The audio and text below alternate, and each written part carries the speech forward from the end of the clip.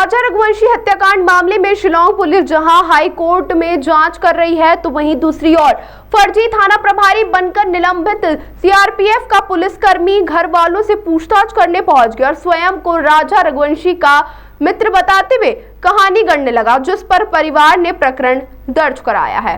दरअसल पूरे मामले में राजनगर पुलिस द्वारा कार्रवाई की गई है, जिसमें बताया जा रहा है कि दोपहर में अचानक से जीआरपी की ड्रेस पहनकर और कंधे पर 3 स्टार लगाते हुए थाना प्रभारी के रूप में बजरंगलाल जाट नामक एक व्यक्ति पहुंचा और वहां पर मृतक राजा रघुवंशी के पिता और माता से पूछताछ करने लगा।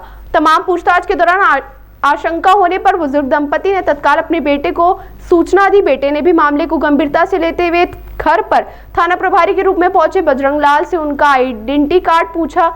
नहीं मिलने पर राजनगर पुलिस से संपर्क कर मामले में शिकायत दर्ज कराई। पुलिस ने बजरंगलाल पर विभिन्न धाराओं में प्रकरण दर्ज किया। बताया जा रहा है बजरंगलाल सीआरपीएफ में कुछ समय पहले पदस्थ थे, लेकिन अभी वह बर्खास्त है। लेकिन वह राजा रघुवंशी के घर पर क्यों गया, इसको लेकर उससे पूछताछ की जा रही है। साथ ही थाना प्रभारी की ड्रेस तक पहनकर पहुंच गया और स्वयं को राजा रघुवंशी का मित्र बताने लगा। इस पूरे विभिन्न पहलुओं पर पुलिस पूछताछ कर रही है। और कल हमारे घर पे एक नकली केस आया था, जो कि घर पे कोई था उस टाइम पे, तो पापा के लिए थे। पापा ने गेट खोला नीचे से था, तो वो डायरेक्ट गेट खोलने के पहले ऊपर आ चुका था वो।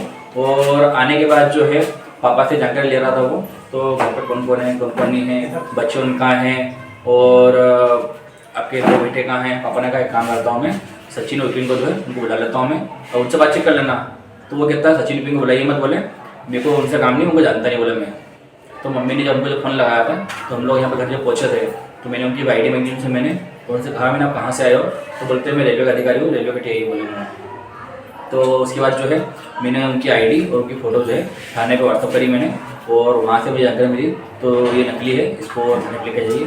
तो मैं जब थाने लेके पहुँचता हूँ थाने में, तो थाने में उनकी रिपोर्ट लिखा के हम लोगों ने उनकी एफ आई करके वहाँ से हम लोग को छोड़ गए थे। और किस मकसद से आया था, किस कारण से आया था, ये मारने के इरादे से आया, लूट के इरादे से आया था, इसका हमें कोई आइडिया नहीं करना भैया। राजनगर थाना क्षेत्र के अंतर्गत एक जो मृतक थे जो राजा रघुवंशी, उसके घर पर ये पहुंचा था और उसने ये बोला कि मैं उसका पुराना मित्र हूं और मैं टीआई हूं, जीआरपी में फिलहाल दिल्ली में पोस्टेड हूं। अभी पहले एफजे में पोस्टेड था।